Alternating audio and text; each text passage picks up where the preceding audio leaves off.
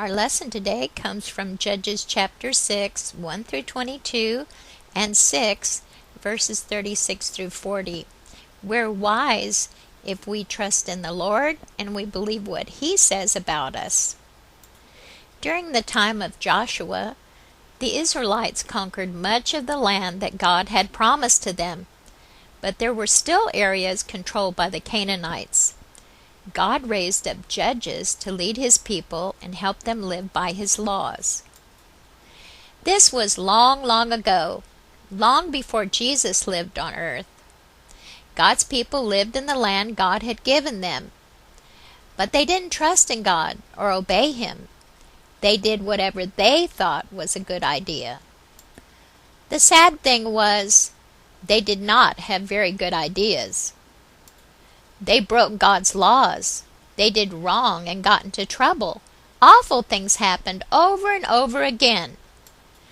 When the Lord raised up a judge and people obeyed God, they lived in peace, and if they went into battle, they were victorious. But when the judge died, the people abandoned God and started worshiping other gods. When they did so, their enemies defeated them, and they lived in great distress. But then they would stop and ask God for help. That's when God would send people called judges to lead the Israelites out of trouble. Once again, God's people turned their backs on Him to worship idols. This time, the Israelites were in big trouble. God allowed the Midianites to treat them badly for 7 years. Every year, the Midianites and some other tribes came into their land. They always came when the crops were just about ready to be harvested. The marauders from Midian, Amalek, and the people of the east would attack Israel and destroy all the food the Israelites had worked so hard to grow. This went on every year for 7 years. They arrived on camels, and they stayed until the land was stripped bare. The Midianites were so cruel, the Israelites hid in mountains, caves, and strongholds. God's people were reduced to starvation. God was waiting for the Israelites to pay attention, and finally they prayed to God again. They cried out to the Lord for help.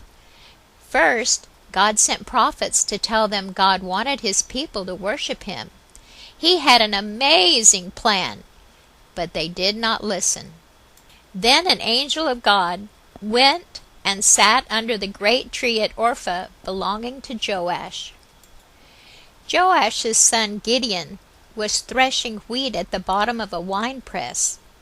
That's a hole in the ground where people would squeeze the juice from grapes. But Gideon wasn't squeezing grapes. He was hiding from the Midianites. He was preparing some grain to eat. Gideon was scared the Midianites might be nearby, and he didn't want them to steal his food. That's when the angel of the Lord came to Gideon. The angel greeted him. "The Lord is with thee, thou mighty man of valor." What? Who was this mighty man of valor? Gideon was sure it was not him. God? With me? He was surprised. Gideon replied, "Oh, my Lord, if the Lord be with us, why then is all this befallen us?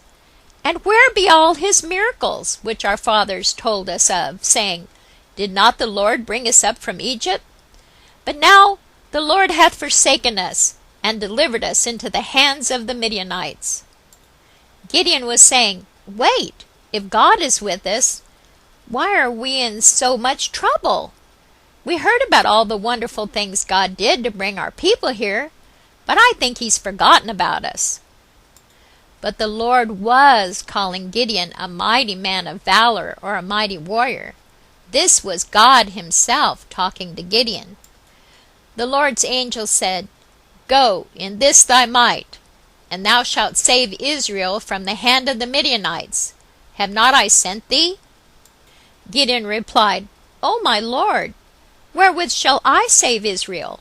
Behold, my family is poor in Manasseh, and I am the least in my father's house."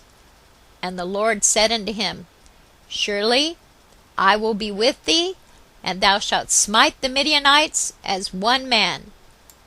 Gideon asked the stranger to stay while he went to prepare food.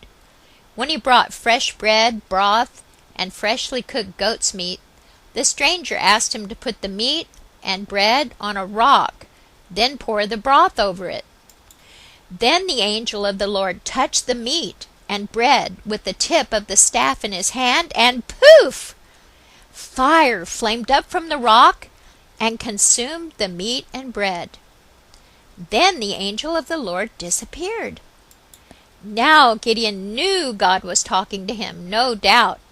No matter what Gideon thought of himself or his family, God said that he could do this. Would he believe what he always had, or would he trust God? Gideon trusted God, and he began to do the things God told him to do. But still, Gideon was afraid. He asked God to prove to him that he was doing the right thing. Gideon still had doubts about taking on the mighty army in the valley. So he said to God, "Prove you're going to use me to rescue Israel in this way. I will put a wool fleece on the threshing floor tonight. If the fleece is wet with dew in the morning, but the ground is dry, then I will know that you're going to help me." Sure enough, the next morning the ground was dry, but the fleece was wet with dew. It was so wet, Gideon squeezed a bowl full of water from it. Everything else around the sheepskin or fleece was dry. But Gideon still had doubts. Gideon asked God to do it again. This time, he asked God to make the sheepskin dry and the ground wet. "Please don't be angry with me," he begged the Lord. "Let me use the fleece for one more test. This time, let the fleece remain dry while the ground around it is wet with dew." God did that too. The next morning, there was heavy dew on the ground, but the fleece was dry. Finally, Gideon was sure God would help him. He made the very wise choice to trust what God said about him, that he was a mighty man of valor or a mighty warrior. He chose to trust God's promise to be with him, and his promise that Gideon could chase the Midianites out of Israel. Most of all, he chose to trust God's big plan, even though he still didn't know what it was. God didn't choose the best soldier or the most important person. God chose Gideon, who was afraid and worried about what other people might do. But Gideon made a decision to trust God's big plan. God has big plans for our lives too, and we can trust him just as Gideon did. That's wise living. Proverbs 3:5 and 6 says, "Trust in the Lord with all thine heart, and lean not unto thine own understanding. In all thy ways acknowledge him, and he shall direct thy paths."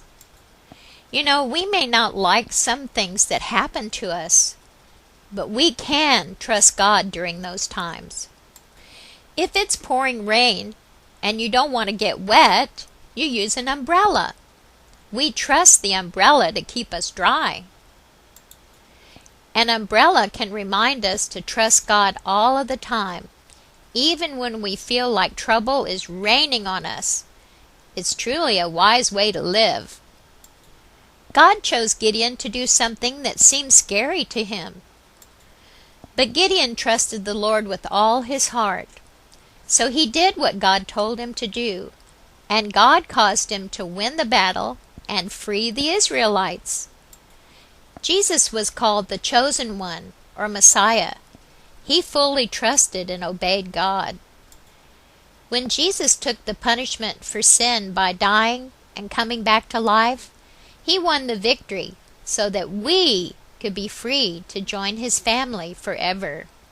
So remember, believe what God says about you and trust him, and I hope that you will become a member of God's family today.